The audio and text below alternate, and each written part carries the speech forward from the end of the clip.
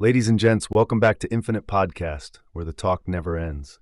This time on the mic, we're diving into a utopian dream, a voting system that's efficient yet fair.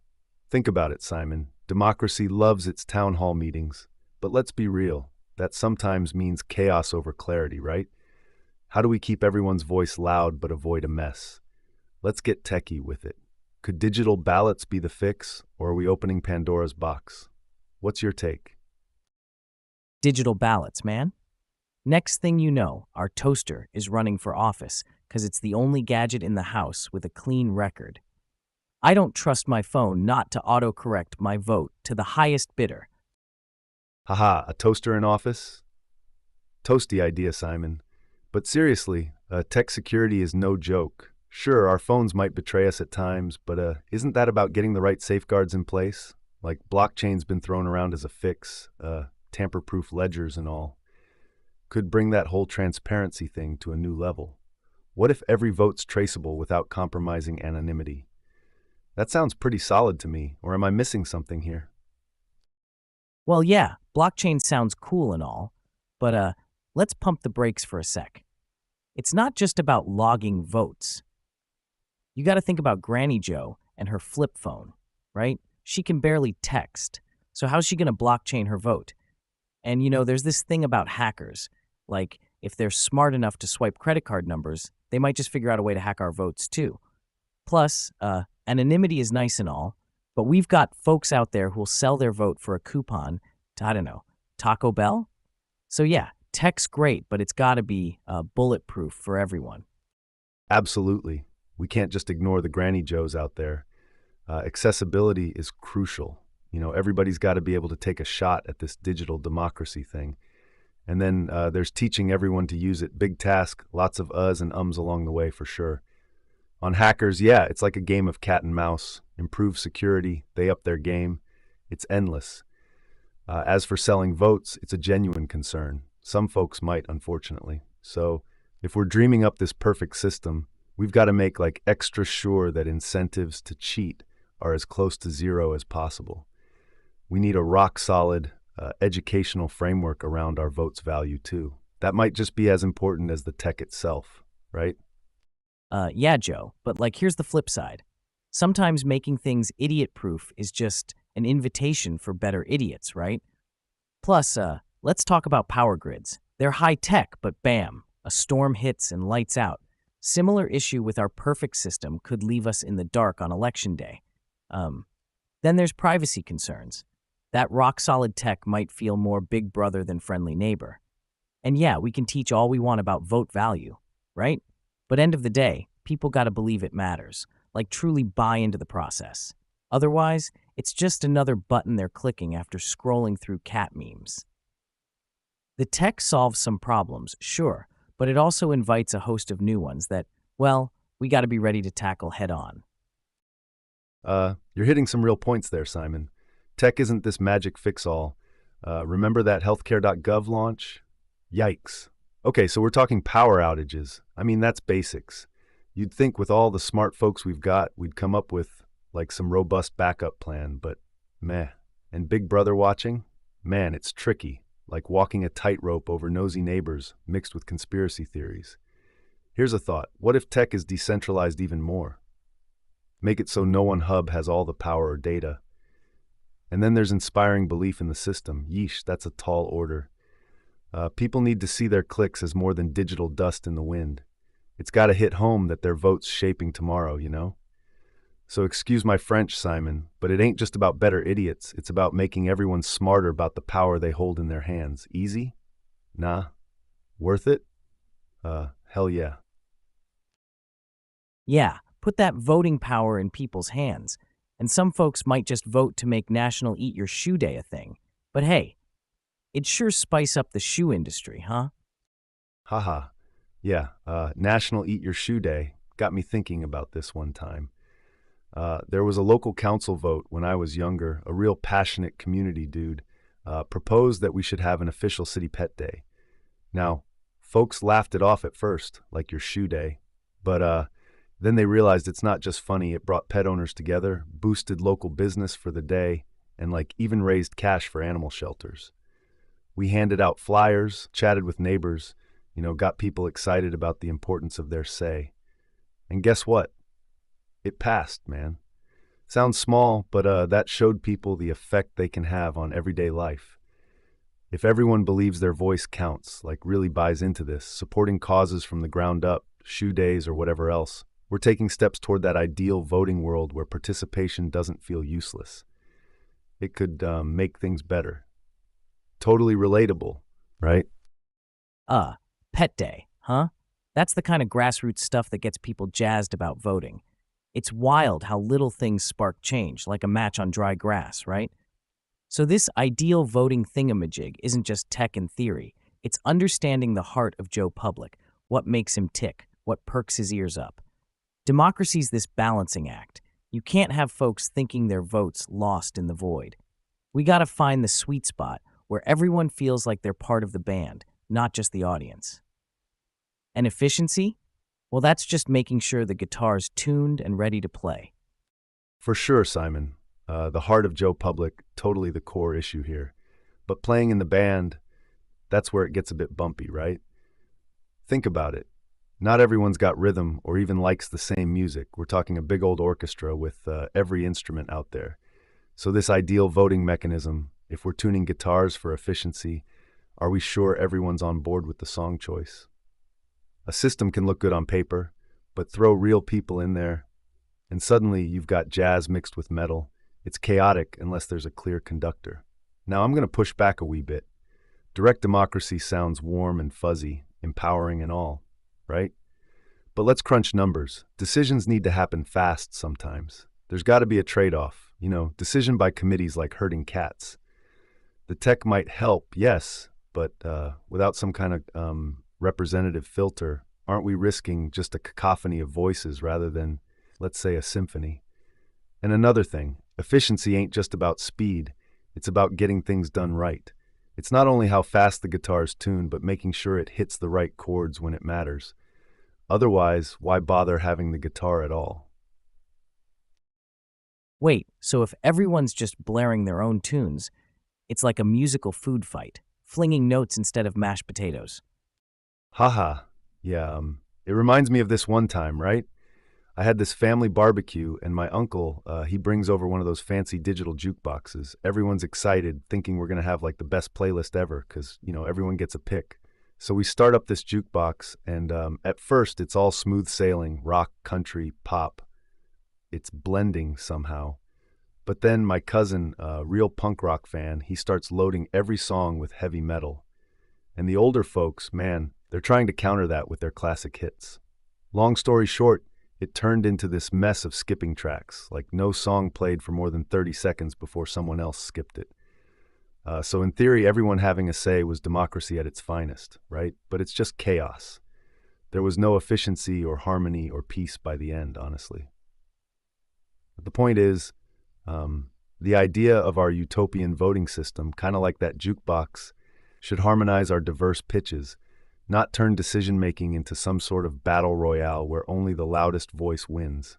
Yeah, get everyone on the same stage, but also make sure like there's a shared beat keeping things moving forward. Gotta strike a balance.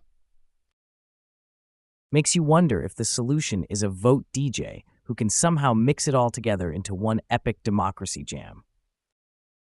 Right, mixing for the ultimate democracy jam. That'd be one heck of a concert. Speaking of which, so this idea's kind of got history, doesn't it? We think this mix is new, but flip back through the history books. We've been trying to remix our voting methods since forever. Think ancient Greece, every citizen with a say tossing their pebbles into the pot. Super direct, right? But then fast forward, we've seen paper ballots evolve, sometimes seamlessly, other times, well, not so much. Remember that infamous butterfly ballot mess? So many unintended remixes in that soundtrack. Makes you ask, what's the classic hit from history's election blunders that might teach us something vital about hitting that perfect tune for voting systems? Got any groove there, Simon?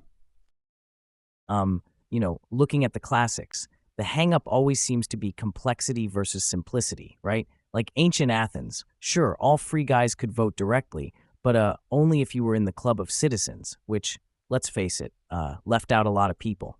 Fast track to that butterfly ballot you mentioned? Yeah, design meant for clarity turned into an epic fail opera. A lot of folks ended up voting for a remix they never wanted.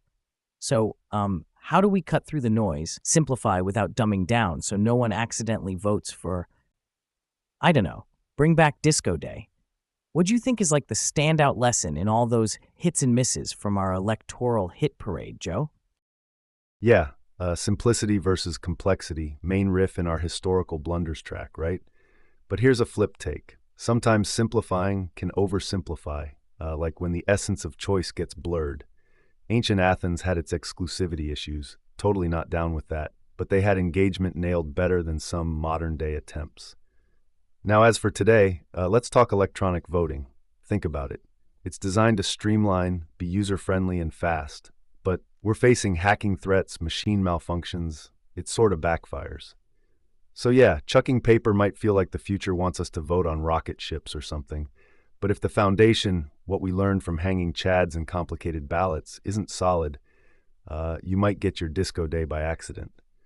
So I'm thinking history preaches balance. Not too simple that choices blur, not so complex that folks need an enigma machine to cast their vote. Plus, inclusivity has got to be front and center because a democracy jam without all the instruments playing, that's just a solo, and no one wants a democracy solo act. Haha, for sure. Imagine a rock, paper, scissors election. Rock votes go left, paper votes right, and scissors get a recount? That's a killer visual, Simon.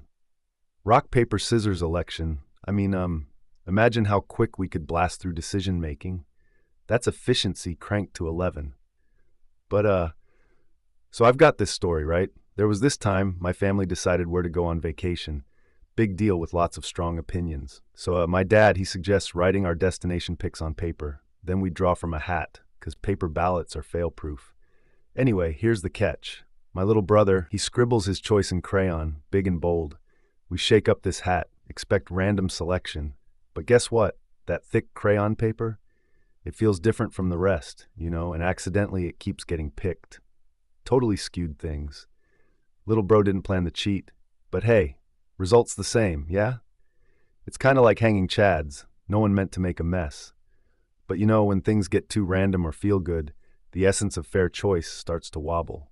We wanted simple and fast, just couldn't afford another generic beach number 5 trip.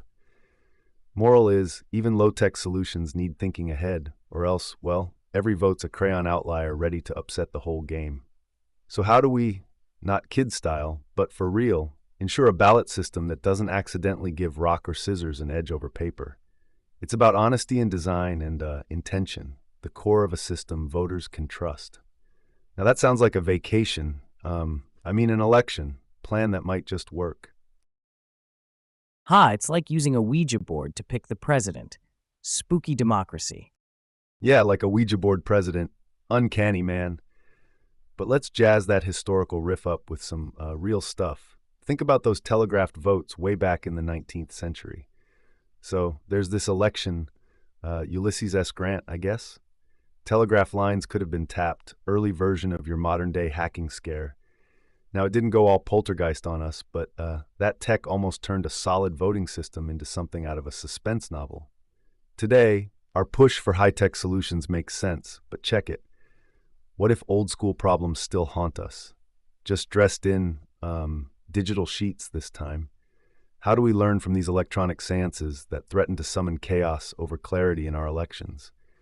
The lesson's gotta be, no matter how snazzy the gizmo, whether it's stones in jars or e-voting booths, you need solid ground rules, like invulnerable to ghostly interference. It's about crafting a system that doesn't just count ballots effectively, but secures trust against the otherworldly, or more so, earthly hacker's touch. Dude, historical missteps are the guidebooks here. Reading them right leads to less scary outcomes and fewer recounts under the full moon. Means we put every safeguard in place. Make sure when someone casts yes, it registers nothing but yes. No otherworldly maybes. That's keeping democracy corporeal and definitely less spooky. Maybe we should add garlic to the voting booths, just in case. Ward off election vampires looking to suck the integrity out of the process. Haha, right?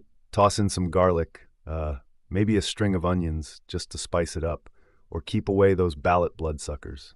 Might not be scientifically proven, but hey, when it comes to integrity, I'll toss some salt over my shoulder if it helps. I mean, picture it. Folks walk into the booth, get a little sniff of garlic, might jog their memory, thinking, yes, this is a sacred civic space. No funny business allowed in here. Sort of like holy water at the church door, but for democracy, right? But on the serious side, while we got a good chuckle about election vampires, historical blunders do remind us that we gotta protect our process. And let's be honest, with every bugaboo, there always seems to be an antidote. Like paper trails for electronic voting keeps tech wizards from waving wands and, making votes disappear. So, throwing it back to the real world after our supernatural detour, ensuring clear verification processes, it's the modern-day equivalent of garlic knots against our metaphorical vote-draining creatures of the night. Crunchy on the outside, robust as an electoral system should be, but still tasty enough that people want to come back and, take another bite of democracy. So if we're gaming the system like garlic against vampires, what stops the zombies of outdated policy from dragging their feet all over our shiny new tech? So if we're going to stop the zombie policies from killing the vibe of our tech innovations, it literally is like planning for a zombie apocalypse in the voting world, right? But hilariously enough, Simon, that makes me think, if we delegate too much to machines, what's next? Imagine if algorithms decided to run for office themselves. I mean, they're kind of like the well-behaved zombies of data input, just following the code, no drama or scandal. What if we wake up one day to Mayor Algorithm and his campaign slogan, "I've calculated the odds and they're ever in your favor." And honestly, given some human candidates, might not be the worst idea. Now, Counselor Al would probably vote based on sheer data trends. 9 out of 10 constituents love parks, let's build 10 more, and responds to issues with, the probability of that being a genuine concern is low. But hey, let's get real. Can you trust good old Al to grasp the nuance of human needs? That emotional intelligence that isn't programmable? Or how about those unpredictable moments that totally defy logic? It'd be a laugh to witness Mr. Algorithm trying to charm voters while crunching cost-benefit analyses mid-debate, throwing shade with statistics. My opponent is statistically less favored by this demographic. Efficiency with a smirk, but, lacking that human touch. So yeah, even if we aren't talking about swarms of policy zombies, I'd bet actual garlic that an essay-writing AI ain't knocking any humans off the political stage just yet. Though, maybe we could start them off small, like assistant deputy of online comments. They can have all the fun parsing through that constructive public feedback, huh? What if an algorithm did all your dating for you? Imagine getting notified that you've got a 99% match with someone who loves pineapple on pizza because the robot says it's true love. That'd be wild! But something tells me putting my fate in the hands of Cupid 2.0 might leave me with more pies than butterflies. What's next? Automated wedding vows. I compute to cherish and honor. Man, automated wedding vows? Sounds like, do you take this charger to be your lawfully wedded power source? I'm just hoping the honeymoon ain't at a genius bar. Oh, for sure. If our love life's run by analytics, imagine algorithms in charge at City Hall. So you've got like algorithm candidate A promising 25% more happiness, because the data says so, right? Their whole platform's built on maximizing numerical joy, yet no one's really seen numbers smile.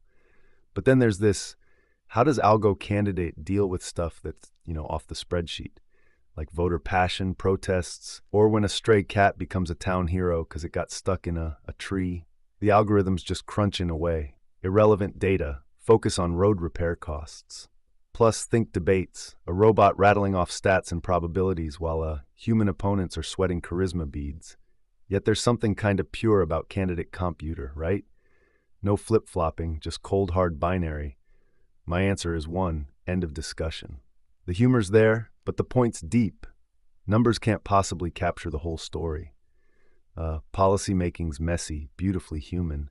And until robots understand why we tear up at weddings or get fired up over football games, and not because an algorithm told us to, we're going to have to keep them out of the mayor's office. Providing machine politician hasn't figured out how to rig the romantic election in favor of machine kind. Haha, man, that's one dystopian rom-com I'd stream. Yeah, totally. I mean, as hilarious as a hard drive in office sounds, there's comfort in the chaos of human decision making, the good old gut check versus cold calculation. But, Joe, do you think people would ever genuinely trust an algorithm to run their city? Or, like, is that just asking for a Control-Alt-Delete disaster? Ha! Trust a computer to run the show? That's science fiction morphing into a potential horror story right there. People love their tech until it decides to upgrade to boss level, then pure panic mode. Trust's got to be earned with, emotions and morals, not calculated. It's like trusting your nutrition to a fast food joint. Sure, it's convenient, but who knows what you're really getting? Absolutely spot on, Joe. Handing the joystick of governance over to a machine feels like the plot of an arcade game, amusing to play, but no one actually wants to live in it. I mean, what's next? Judge Judy replaced by Judgment Bot 3000? Now that'd be must-see TV. But truth or dare, buddy, if you had to cast your ballot for a politician or their algorithmic twin, who gets your vote? Ha! Judgment Bot be ruthless on the bench, but no AI's getting this guy's vote. I need someone more human than my coffee maker to tackle policy. Switching gears, though, it's wild how global voting shakes out. Every culture's got a quirk. Some places are all about community consensus, while others, like Australia, love making you tick that box or get fined. Makes our system seem vanilla, doesn't it? But hey, who's to say which system's the perfect recipe? Perfect recipe? That's like quite the souffle to bake, Joe. Because what works for one place might just flop in another. Take indigenous consensus practices. Some folks sit together until they reach an agreement that suits everybody. It's all community vibes, really hands-on. No majority rule rush job here. Every voice gets a moment. But then you pivot to somewhere like Australia. Compulsory voting's the name of the game. Don't vote, get fined. It's like, mate, join the party or pay up. And heck, it does get people involved, but does it spark joy or just duty? As for culture-shaping opinions, man, it's like fingerprints on a voting booth. Each spot has its own style, quirks that say a lot about their values. Some places cherish every voter's whisper. Others, trot out tech and flash to dazzle. Even how we argue about it is cultural spaghetti, a tangled dance of shoulds and coulds. So yeah, bits of every system could shake up our own. It's a global potluck, and maybe we ought to be brave tasters. But for real, can we borrow the best bits without the bellyache?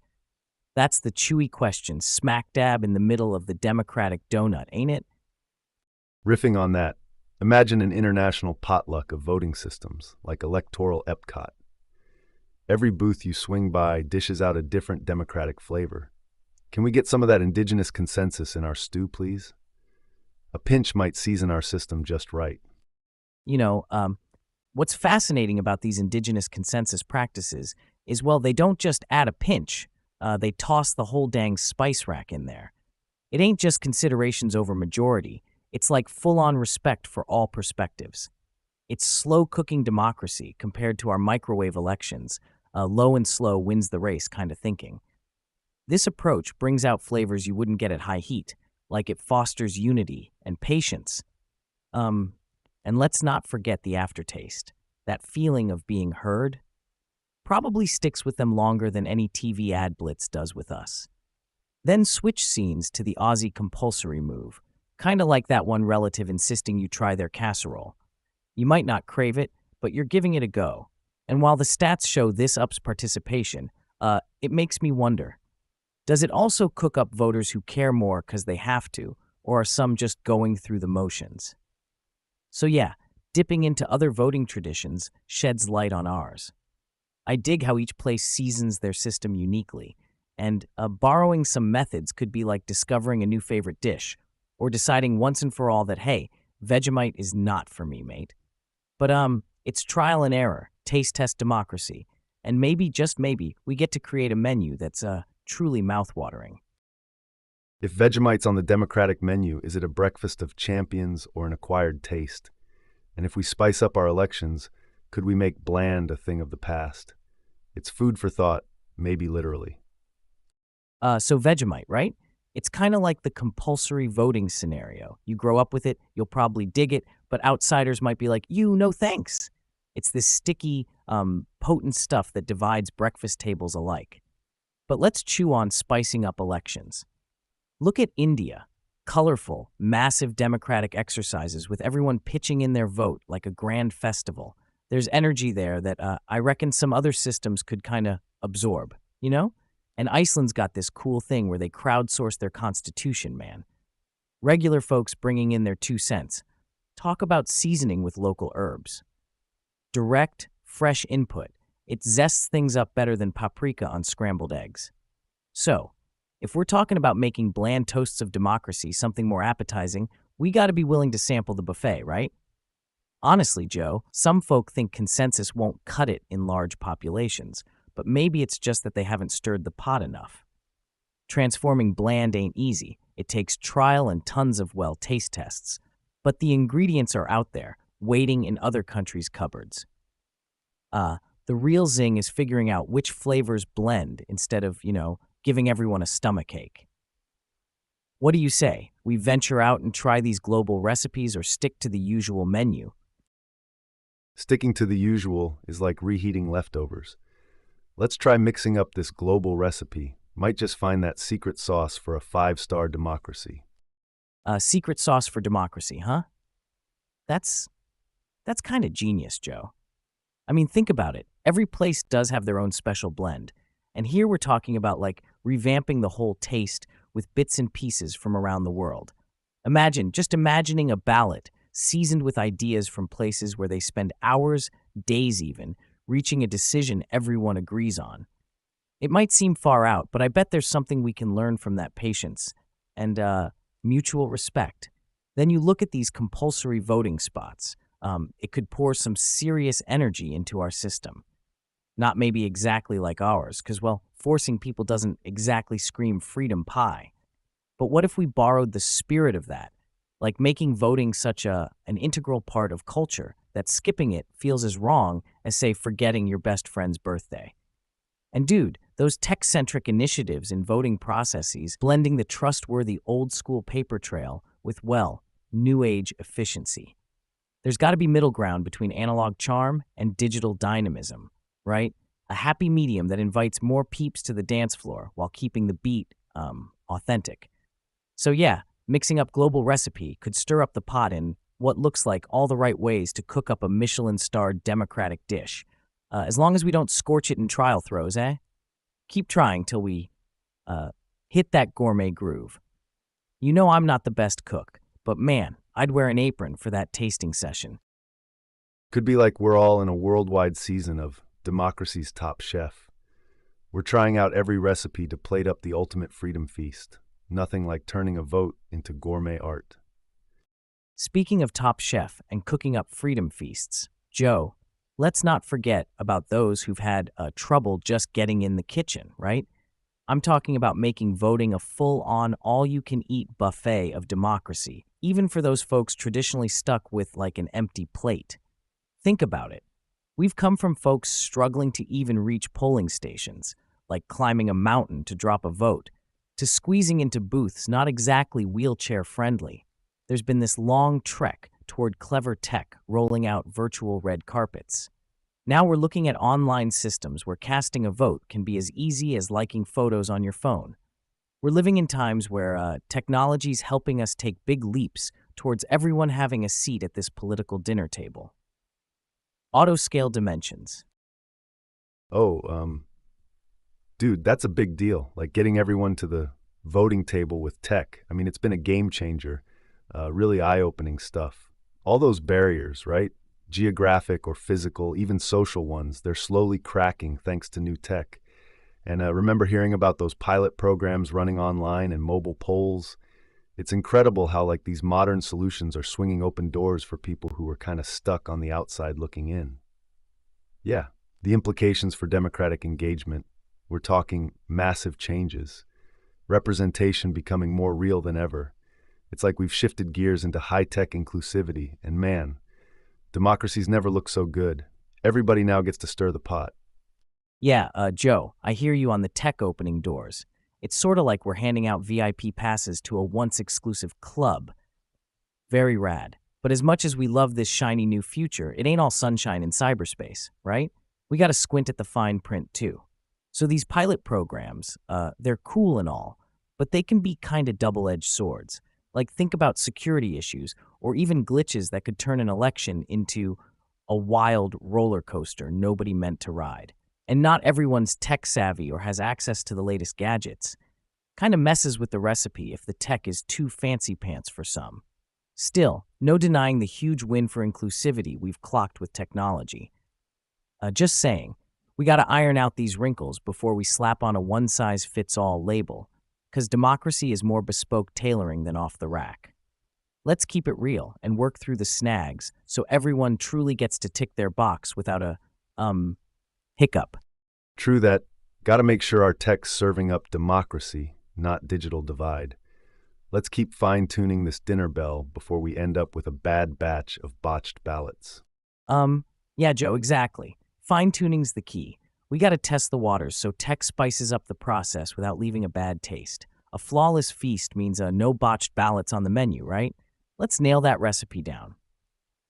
For sure, let's beta test like chef's tasting sauce, refine till the recipe's just right. No ballot mishaps on our watch, huh?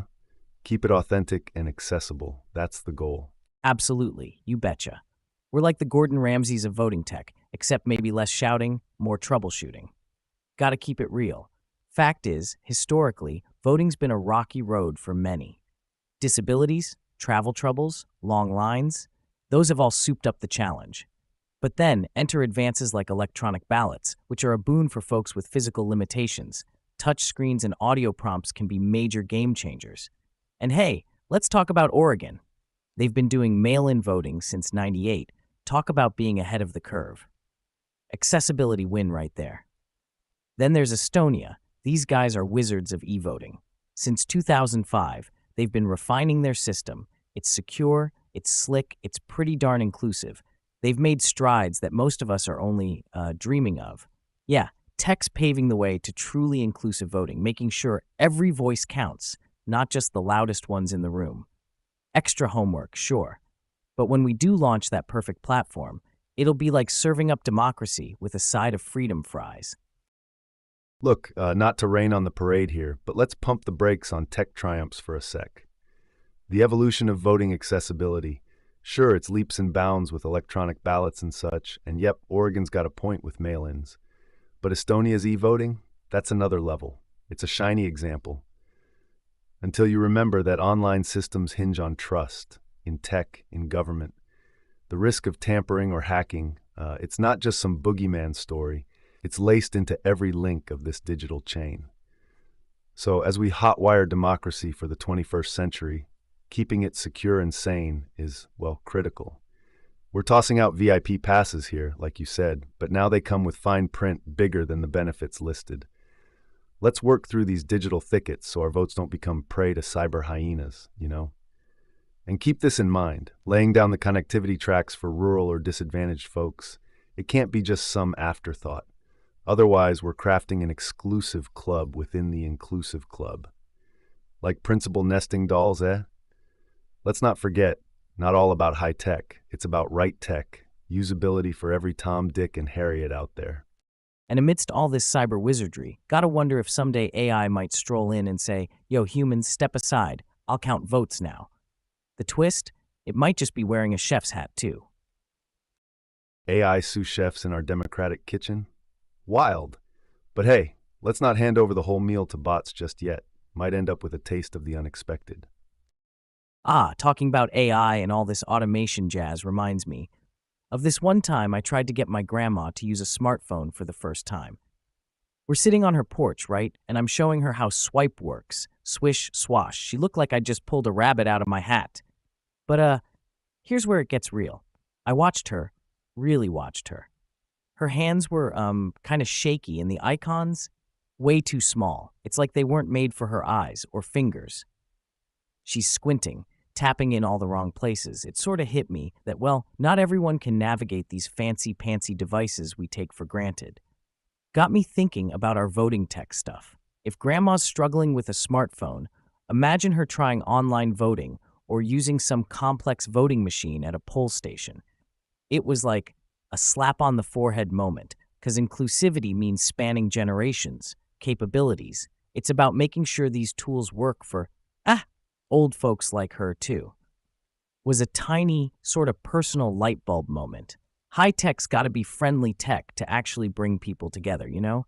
Like you can't serve a 12-course meal to someone who just wants a good sandwich. Keeping it simple but smart. That's how we cook up something delicious for everyone at the table. For sure, inclusivity is about hitting that sweet spot. Easy enough for grandma and secure enough to keep the skeptics sleeping easy. Food for thought, huh? What's our next step in cooking up this all-inclusive tech feast? Yeah, Joe, really choose through the gray matter. And speaking of spicing things up tech style in the democracy kitchen, let's shift our slicing and dicing over to e-ballots. It's like unwrapping a new gadget for polling day, except this gizmo promises some big deal revamps to how votes get cast. There are perks up the wazoo with digital votes scooting around, aiming to give everyone a shot at that voting booth feeling without leaving their sofa. But it's not all party poppers and confetti, right?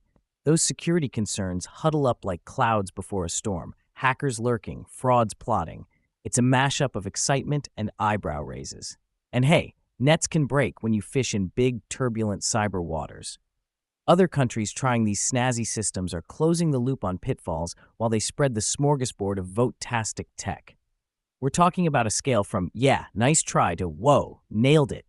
So, I guess the million-dollar question is, can these silicon chips carry the weight of old-school democracy and deliver us to the egalitarian promised land where every Tom, Dick, and Harriet got the same volume on their political voice box?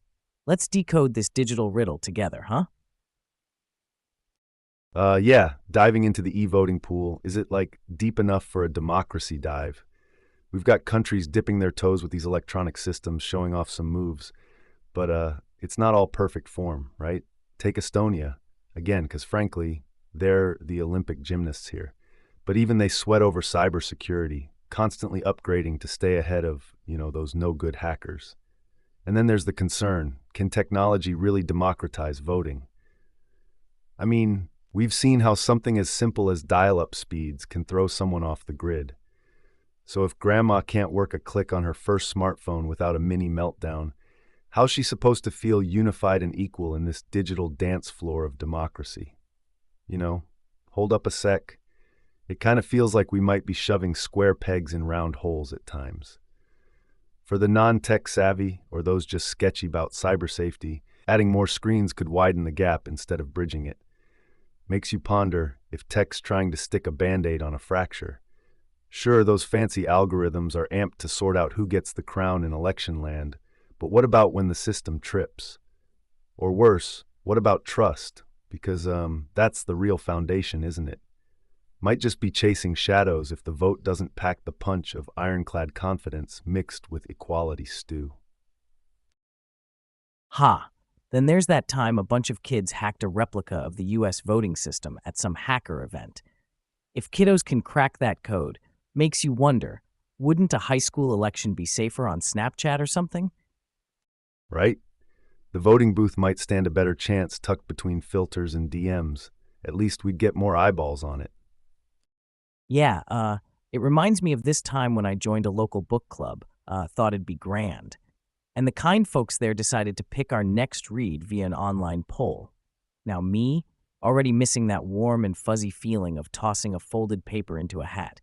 But okay, tech's the future, got it. So we all cast our digital vote, right? But then Fred from down the road, nice guy, but not exactly surfing the web's biggest waves, he somehow votes for a cookbook instead of a mystery novel.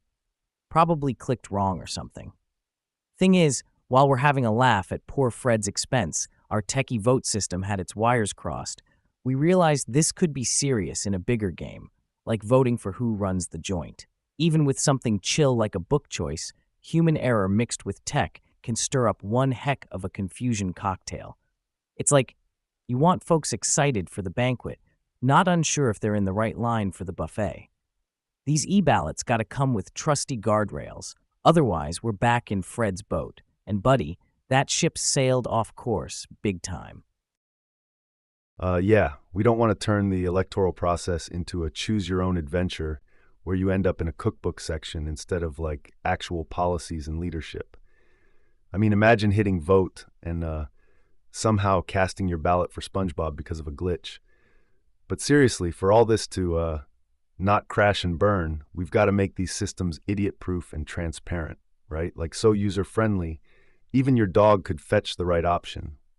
Not that Fido should vote, but you get the point. Because at the end of the day, if people walk away from e-voting stations scratching their heads, wondering if they just helped elect the next president or ordered a pizza, we've got a big old problem. Speaking of transparency, Joe, these digital systems need to be as clear as that glass cookware. You know, the stuff you can watch your lasagna bubbling in. It's got to be just like that with e-voting. We need to see the cheese melting. Ensure every step is secure and clear. And look, everybody's talking about protecting votes from hackers. But like, what if Grandma clicks SpongeBob because the dang confirm vote button was too small or hidden, huh? Trust goes both ways, not just shielding from the boogeyman out there, but also making sure we don't bamboozle voters inside the booth with some cryptic tech puzzle. It's a balance, man, like juggling hot potatoes while ice skating. We want everyone skating smoothly over to drop those potatoes in the election stew pot, not bouncing around wondering if they accidentally tossed in a turnip. E-ballots could be game changers. If done right, like pepperoni perfectly placed on pizza, not a haphazard topping toss. Well, imagine if we could rate the e-voting UI like an app. Maybe add a "was this helpful" button at the end. That'd stir the pot. That's actually genius. Was this helpful button could be a game changer. It give folks some say on the user friendliness of the e-voting process. Like, cause feedback is king in app land. Why not electoral tech too, right? But then how do we make sure those reviews don't just pile up like unread terms and conditions, eh? Like someone's got to sift through the digital attic of comments. And how would that feedback loop circle back to improve things? The thought's simmering nicely. Tech that learns from its users, seasoned by real-world kitchen tests, not just test kitchens. It makes me wonder, how much of that comment card input turns into like actual updates or just more items on the wish list? What do you think, Joe? You've got a point with the feedback loop, Simon. But here's the rub. Comments are just one slice of the pie. Like they're great for tweaking icons or fixing bugs. But what about the deeper stuff? The backbone of the system. Like we can't just patch things up and call it a day. Security isn't something you can whip up in an afterthought stir fry, you know? We need a full-on Gordon Ramsay kitchen nightmare overhaul if things go south. And that's got to be built in from the ground up, cooked into the code. And then there's, well, accessibility, the flip side of the e-ballot recipe. It's like, do all these bells and whistles help Grandma cast her vote as easily as, say, ordering her meds online? If the system's so complex it needs a manual the size of War and Peace, where's the uplift in democracy there? The heart of the matter, right? It's not just adding tech because we can, but because it actually helps every voter get their seat at the table, as straightforwardly as grabbing a coffee to go. Making it interesting isn't about being shiny. It's about being solid and serving up a dish everyone can dig into without wondering what's in the sauce. So, bringing it all home, we need tech robust like a tank, but easy like Sunday morning. The whole e-ballot concept stirring the pot with potential to uplift democracies. But hey, will the recipe include everyone, and can that code cake come out baked enough to trust without peeking in the oven every minute? There's a lot on the table here. Joe, what's cooking in your thoughts? The trickiest part? Algorithms. Sometimes they're the chefs that save the kitchen, and other times they're tossing salads with a chainsaw. Algorithms and their chainsaw salad skills. Hilarious when it's not your lunch on the line. Like, there was this one time when a voting machine decided that every vote would play a little tune. Yeah, imagine hitting submit and bam, Beethoven's Fifth is just echoing through the polling station. But wait, what happens when the algorithm goes off recipe completely? Like those bots meant to simplify suddenly baking chaos into the system with a bug here or a whoopsie daisy there. Kind of flips confidence on its head, doesn't it? Oh, and, Joe, ever heard of the glitch where votes got doubled? Just picture an election official explaining that one. Sir, I promise you're not seeing double. Our machines are just, extra enthusiastic today. Makes you wonder. Any glitches catch your eye lately that left voters scratching their heads? Totally makes me think of this one time. Like I was at the ATM, right? Simple transaction, in and out.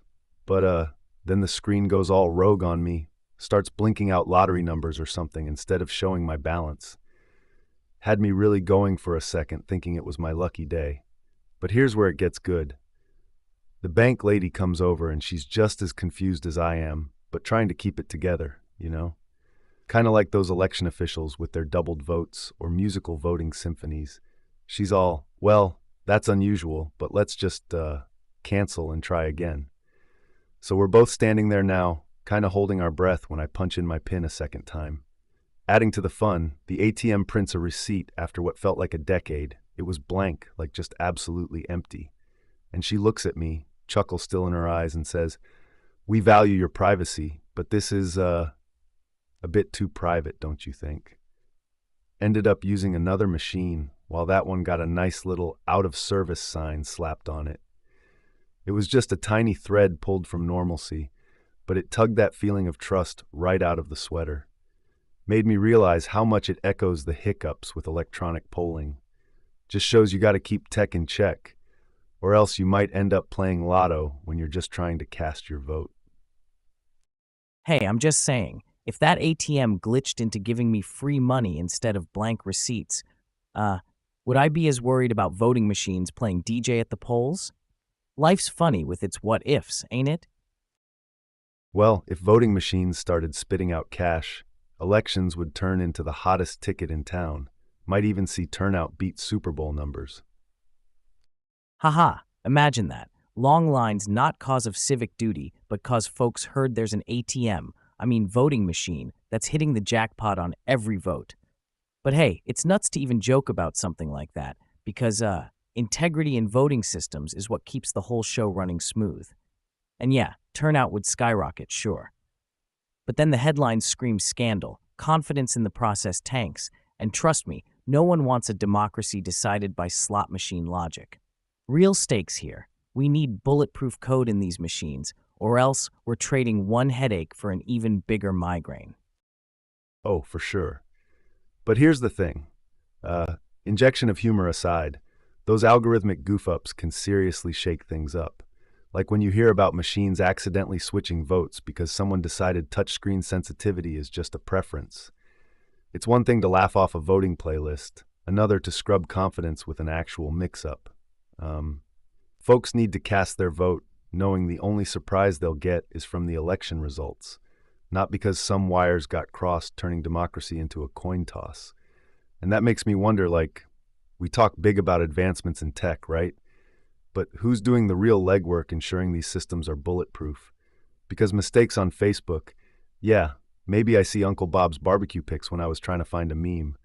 But in an election, no room for oopsie daisies. The stakes couldn't be higher. Exactly, Joe. With every technological leap towed into the voting booth comes a shadow of risk, some wacky glitch or bug just waiting for its chance in the spotlight. Makes you wonder what's simmering below the surface of these shiny new systems. What kind of wonky wire work could turn a straightforward vote into some wild ride no one signed up for? I guess it's like trying to keep a bunch of frogs in a wheelbarrow. How do we make sure none of them jump out and turn election day into a circus? Frogs in a wheelbarrow, huh? Quite the image, Simon. Makes me think of balance, keeping those frogs from jumping into circus territory while making sure no one's rigging the frog race, you know? Like security's got to evolve without turning the booth into Big Brother's minibar. So now, leaps like blockchain. It's tech designed to keep transactions transparent yet secure, kind of an online glass ballot box. You put your vote frog in there, and everybody can see it sitting pretty, but nobody can mess with it. An AI watching over things like a hawk could sniff out any shifty business around the corner. But then surveillance. Are we trading away privacy for this sense of security? Because who watches the watchers here? Ethics becomes more than just a bullet point. It dives into our core rights.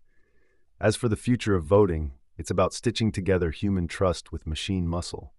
But, whatever comes next, one thing's dead sure. We need that sweet spot where grandma finds voting as easy as tuning into her favorite morning show, and hackers find breaking in as hard as, well, breaking into a rhino's house. Picture it, right? Voting goes so high-tech, you're maybe blinking an eye to cast your vote with biometrics while some algorithm is guarding your choice like it's the crown jewels. Yet, it's still crystal clear what's going on behind the scenes. Perfect blend of Iron Man and Mr. Rogers' Neighborhood. So, with high-tech voting like that, maybe we'd all feel a little bit like secret agents, right? Just a blink to save democracy, shaken not stirred. Makes you think, would there be a dress code? Because I'd vote in a tuxedo if it made democracy that much cooler. Dress code or not, Joe, pulling on a tux just to hit up the polling station, that'd make every election feel like an Oscar night with better politics and worse speeches. But here's the kicker. AI ties instead of bow ties, blockchain cufflinks for that extra security bling. But jokes aside, even in a tux, what good's looking sharp if you're tense about your vote's safety, right? There's got to be like a balance, making sure we're dressing up our systems in the best tech without compromising what makes voting, well, personal and private. Right, the personal touch, it's key. Like, high-tech voting should feel secure, not like you're at a gig where everything's too flashy and nothing feels real. We need that balance, making sure the tech that wraps our votes in this super secure blanket doesn't smother the familiar feel of casting your ballot. It has to secure our trust as much as it secures our votes. So we're talking encryption that's Fort Knox level, but still making grandma feel like she isn't launching missiles when she's just trying to pick her mayor. And AI and blockchain, they gotta serve us without feeling invasive or like someone's breathing down your neck with a clipboard. Making voting safer is crucial, but do it wrong, and you've got everyone spooked thinking they're in some dystopian novel. So if I'm lining it all up, keep it human, keep it transparent, and for everyone's sanity, keep it simple. Let's make the next generation polling places less mission impossible and more guarded comfort zone, right? That would be pulling off something truly outstanding. Yeah, Joe, I like where your head's at. Spot on. The only mission impossible should be trying to choose from too many good candidates. Like that ever happens, right? There's something about voting that's got to feel sacred almost. You step into that booth, and it's just you making decisions that shape tomorrow. So throw in this AI and blockchain stuff, and it shouldn't strip away the warmth of that moment, despite being all, cold hard tech. Ensuring every vote is locked down tight, that security blanket, it's a big deal, emotionally too. We want ballot boxes tougher than a dinosaur's skin, yet still have grandma thinking she's just sending an email to her grandkids, not defusing a bomb with 2 wires. The thought, really makes me hope we can hand over that trusty old torch to technology without feeling like we're losing the human touch in the flames. It gotta make us feel more connected, not like we're stepping into some sterile sci-fi flick. Because when we get this balance right, man, what a great world for democracy that would be. Let's flip the script. What if we had to convince our tech to trust us instead? Now there's a sci-fi episode waiting to happen. Haha, if we had to earn our tech's trust, I'd be out of luck. My laptop still glares at me for spilling coffee on it last week. But talking about trust in tech actually swings us right round to something else pretty critical. Cybersecurity in today's elections. So here's the scenario. Our digital election infrastructure kind of feels like an aging rock band sometimes. Crowds love them, but boy are there cracks in the system that need some serious patching up. We've got all these common cyber threats lurking backstage, just waiting for the main act to slip up so they can jump in and play a few unwelcome tunes. And chew on this, a recent election's cybersecurity got hit by a nasty hack. It turned the whole process into more of a game show where nobody knew what was behind door number one or if your vote even mattered.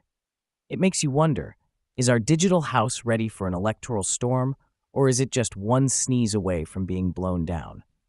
Gotta make sure it's built solid, with no chance of leaks, except maybe a leaky faucet in the break room.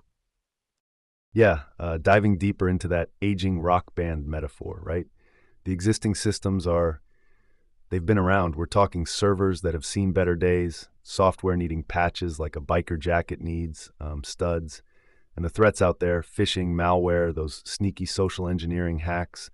They're like groupies that went rogue, turned into paparazzi. Thing is, cybersecurity isn't just some add-on. It's like the foundation of our digital democracy house. So, when you hear about attacks like the ones during recent elections, it's not just losing your Wi-Fi before streaming your favorite show. It's your vote possibly getting tossed around in the cyber wind. And it's not all hypothetical either. Look back at the 2016 US elections or the breaches surrounding other global events.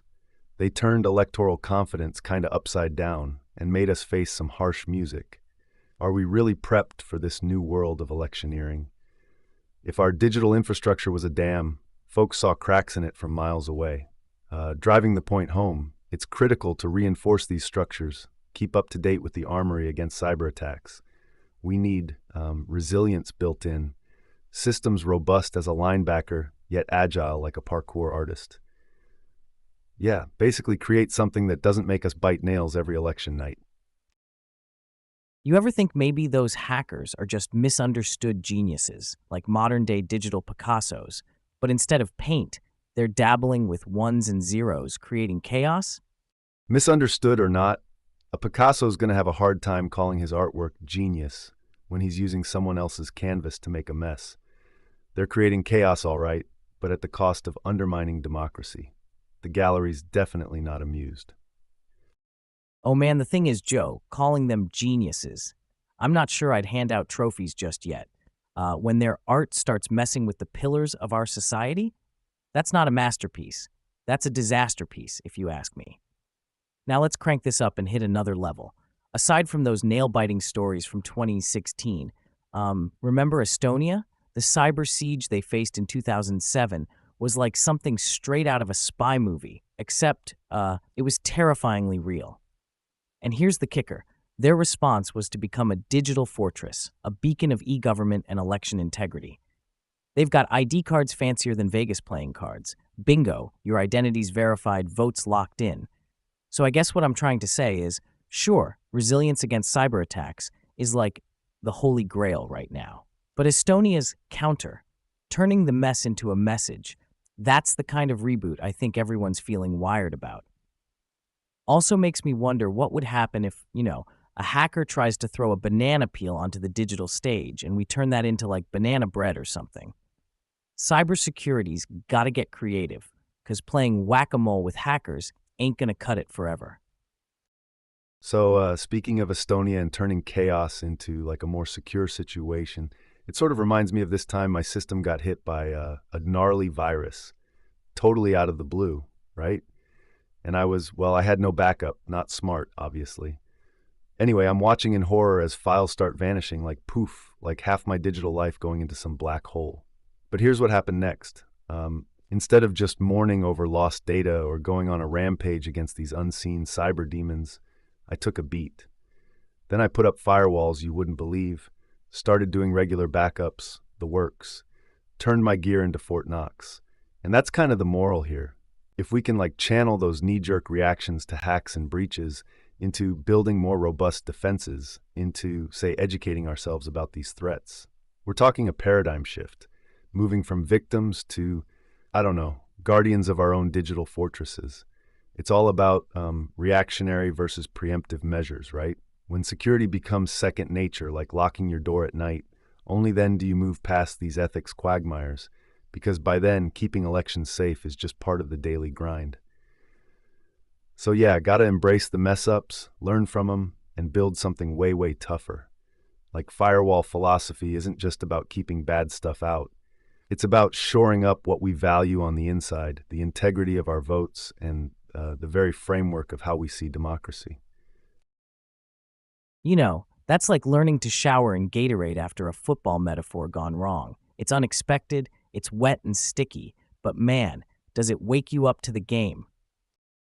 Heh, yeah, but Gatorade's one thing, and perspectives on tackling electoral interference. It's like cracking open a philosophy book while defusing a bomb. All right, game on. So, diving into the deep end of ethics here, how do we even start to unspool the morality yarn ball when it's like state-sponsored interference we're up against? I mean, defending your election sounds heroic, right? But then, what if those countermeasures tip into murky waters? And man, the preemptive stuff makes my head spin. Like, is it cool to knock on someone else's door with a digital battering ram just because you think they might be plotting something? It's like, wait, is that them being great at offense or us being paranoid on defense? Now, transparency versus security, that's the tightrope walk without a net beneath. A shout out to all those wanting the full Monty on security operations, but also big props to keeping some things secret agent level close to the vest. It's a wild one. How much should the public actually know to trust the system without broadcasting to cybervillains? Here's the playbook. What's your take, Joe? Well, Simon, the ethics of it all, right? If you're tackling state-sponsored threats, I mean, sure, on principle, everybody's going to champion their own defense. It's like your home, defend it to the hilt. But then, does that give us a green light to kick down doors preemptively?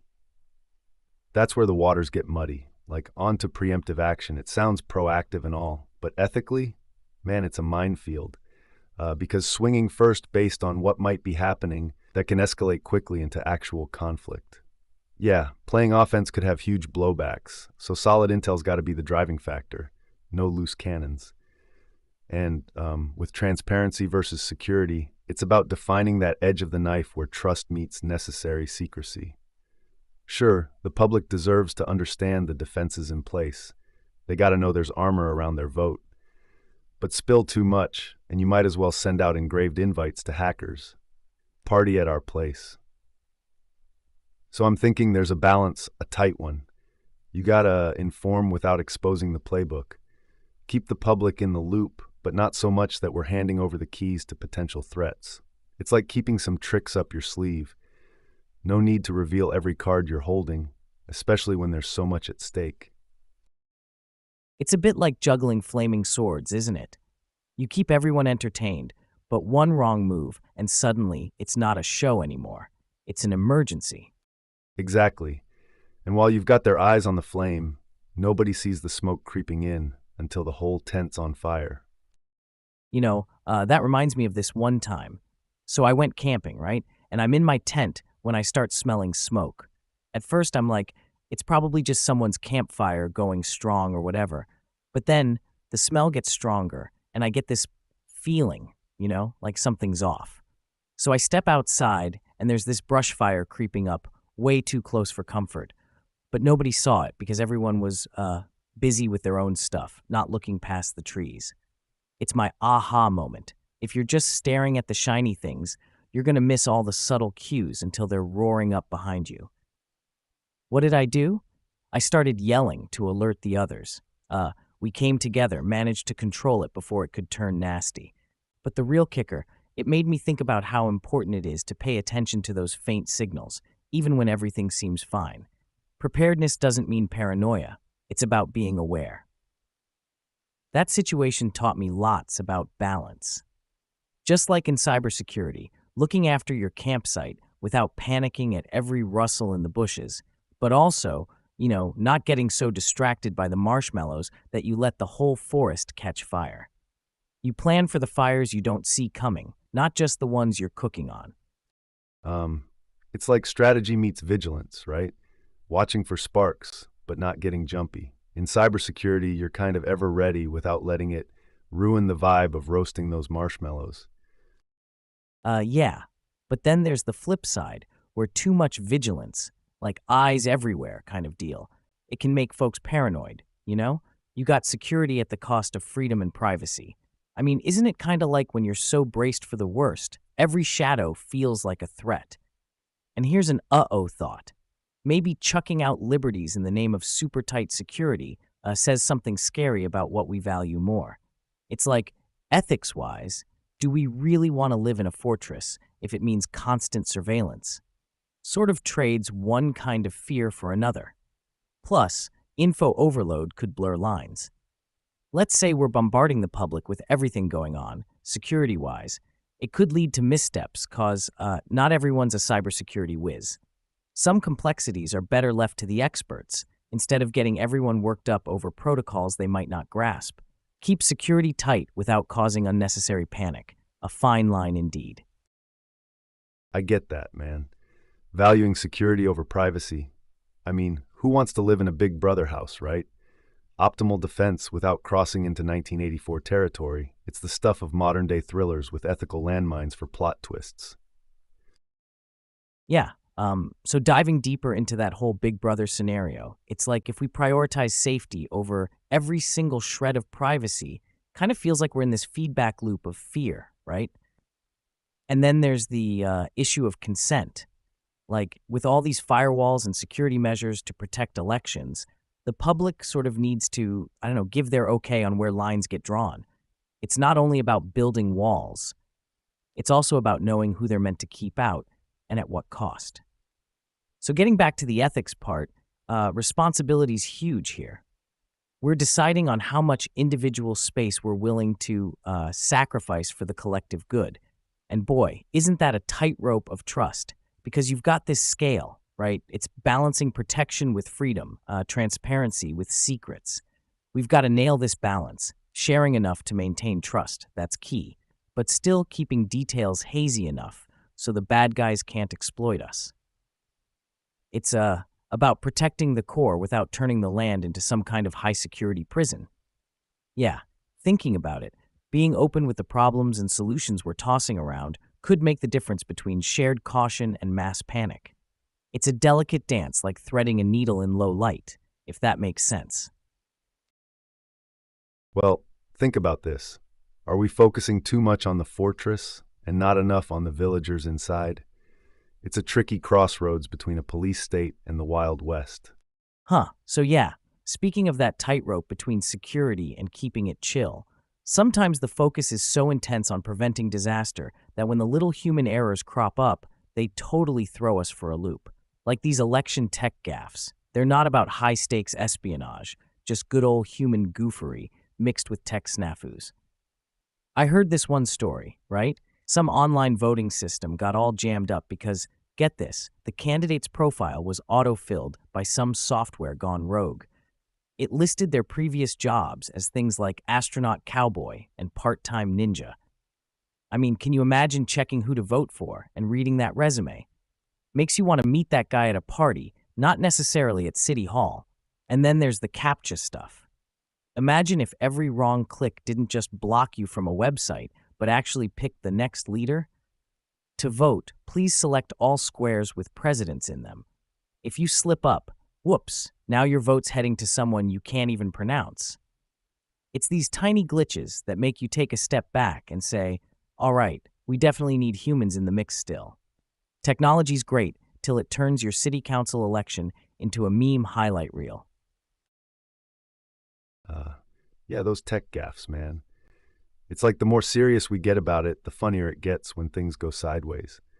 You know, there was this one town where a typo in the system labeled all write-in votes as cast for Mr. None of the Above. Imagine that guy almost taking office. Or like, during a local election, rumor has it a tablet used for voting got stuck on the screensaver, a cat video. So every tap just added another view instead of a vote.